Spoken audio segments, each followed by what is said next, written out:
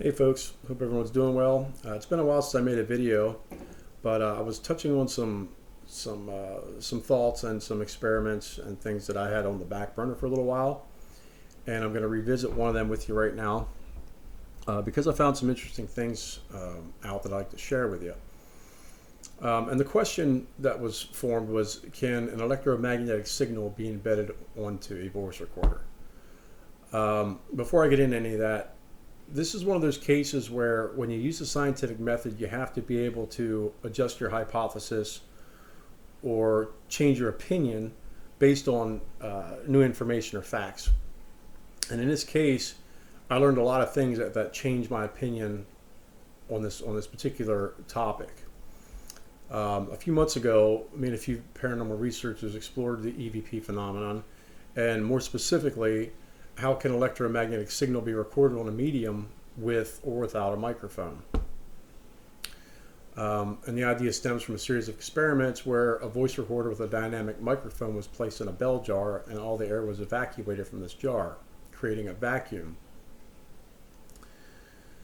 And in a vacuum, sound can't propagate. So you can't hear sound in a vacuum, and yet even in this environment, the microphone was able to record an EVP.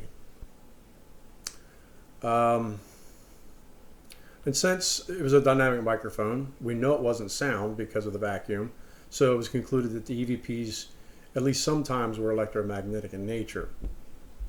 And since a normal electric microphones are used in a standard voice recorder, they're not sensitive to EMF like a dynamic microphone, so how can electromagnetic signal like a radio wave embed itself onto the media like flash memory or an analog tape using this specific type of microphone?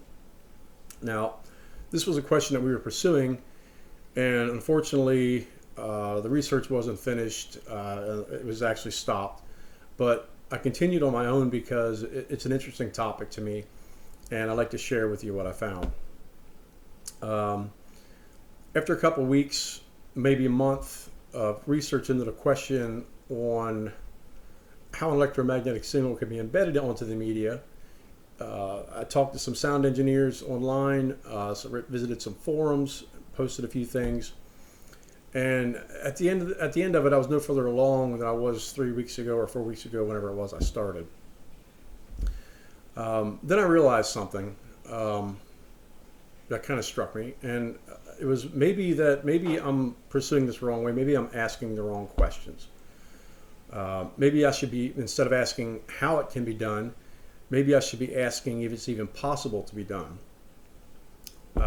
So I made a classic mistake that a lot of paranormal investigators make, is that I assumed that EVPs were recorded, that the EVPs that were recorded in this bell jar were electromagnetic in nature, without even knowing if it was possible scientifically.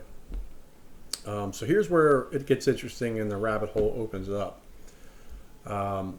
Before we can understand if EMF can be embedded on the media, we have to have a clear understanding of what electromagnetic waves are, how they're created and heard with our ears. And since the most used explanation for this phenomenon used by skeptics is that they're simply radio signals recorded on the media, and this is where I was focused. I'll explain this in the most simplistic manner that I can. It gets much more involved, but this is the simplest way that I can explain it. Radio transmission and receiving. First, you need a transducer or a microphone. The sound travels through the microphone, then it goes through an encoder. From then it goes through the transmitting antenna.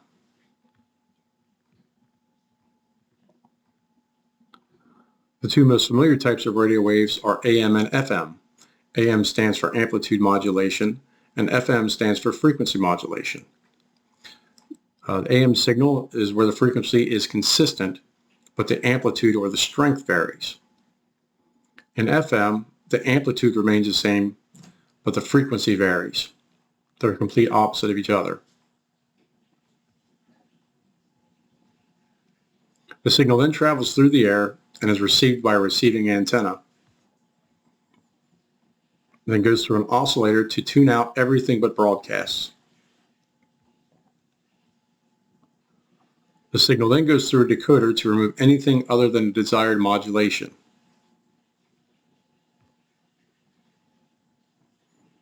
It then goes through an amplifier,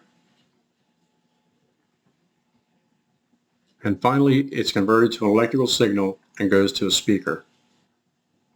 So after understanding this, something became very clear to me. Without an oscillator or a decoder, there's no way for a radio broadcast of any kind to be embedded on a voice recorder. Since the encoded signal would be a bunch of beeps, static, buzzes, and other sounds, they wouldn't be words. And the hardware needed to decode the signal is just not built into a recorder.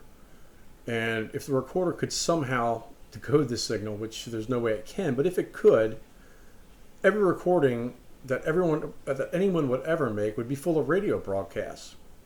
I mean, think about this. We're bombarded 24/7 with EMF from thousands of sources. So now what? Then I came to the realization that there's one possible way that a dynamic microphone in a vacuum could record RF in the form of words, and that's through induction. Induction is where sound waves travel past a small metal plate called a diaphragm. This diaphragm is attached to a coil of wire surrounded by a magnet.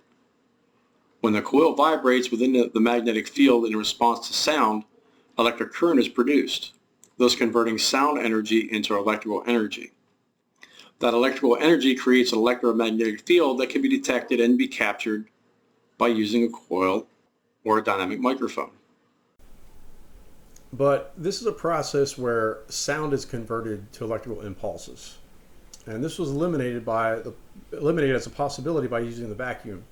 And it's still a mechanical process, not some supernatural thing or anything like that. So I asked myself, is there a way to create varying electromagnetic frequencies or amplitudes in a non-mechanical way? And after doing some digging and research, it turns out that there is a way. It's called electromagnetic resonance. And basically this is an oscillating electrical charges. Anytime electrons are in motion, they create a charge. And that emits electric and magnetic fields. Those magnetic fields occur whenever, like I said, that charge is in motion. As more charge is put into the motion, the strength of the magnetic field increases. The question is, how can this be done in nature that results in a meaningful result to support my hypothesis? Before I conclude, let's get back to the original experiment. After all this new information, there's still an experiment that can be conducted that can prove whether or not an electromagnetic signal can be recorded as an EVP. And all you have to do is place 2 recorders and 2 dynamic microphones in a bell jar. Place 1 recorder and 1 microphone in an RF shielded cage.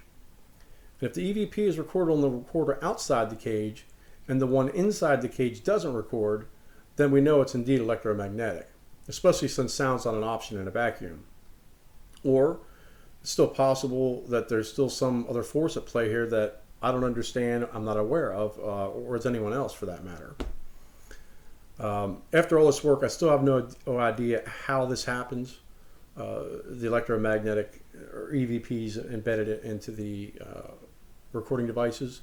But I can say with relatively certainty that I know it's not radio waves, just simply because it doesn't have the mechanical ability to do that. So I'm still left with yet another question, and that is, can or how can something manipulate the resonance and oscillation of natural static or an electrical field?